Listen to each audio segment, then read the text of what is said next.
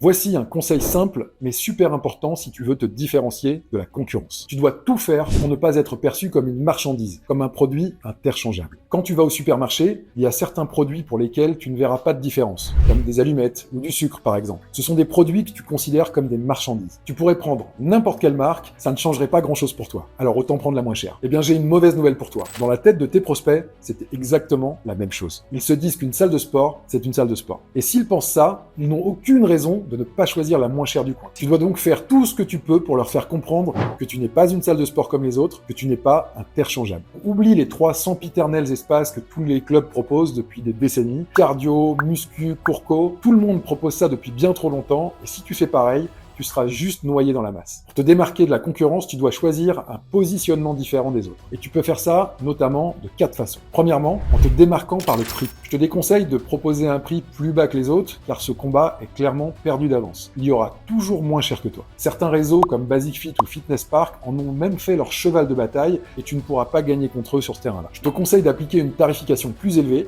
te permettre d'apporter un service de qualité exceptionnel aux clients qui sont prêts à payer pour ça. Et il y en a, crois-moi. Deuxièmement, en t'adressant à une cible précise. Le réseau Curves fait ça très bien, par exemple, en ne s'adressant qu'aux femmes. Mais tu peux imaginer un club réservé aux seniors, aux geeks, aux hommes, aux jeunes mamans, etc. Ton imagination est ta seule limite. Choisir une niche va te permettre de devenir le spécialiste d'une cible précise, et comme tout spécialiste, tu vas pouvoir vendre ton expertise plus cher. Troisièmement, en proposant un produit que personne d'autre ne propose. Si tu es le seul à avoir une piscine dans ta ville, par exemple, tu dois clairement miser là-dessus. Autre exemple, dans les années 2000, vous pouvez faire la différence avec les concepts Les Mills. Aujourd'hui, c'est moins le cas car la plupart des clubs proposent leurs concepts. Enfin, plus récemment, le CrossFit ou le MS ont permis de se démarquer des autres, même si là encore, c'est de moins en moins vrai car les box de CrossFit, les centres de MS se multiplient un peu partout. Quatrièmement, avec une communication différenciante. Burger King et McDo, pour ne citer que, proposent des produits similaires. Apple et Samsung aussi. Pourtant, ces marques arrivent à créer une tribu de fans rien qu'avec une communication impactante. Je te conseille de remettre en question fréquemment le positionnement de ton club. De temps en temps, prends du recul sur ta zone, observe comment le marché a évolué, ce que tes concurrents proposent, et propose quelque chose de différent. Et si tu te demandes comment faire,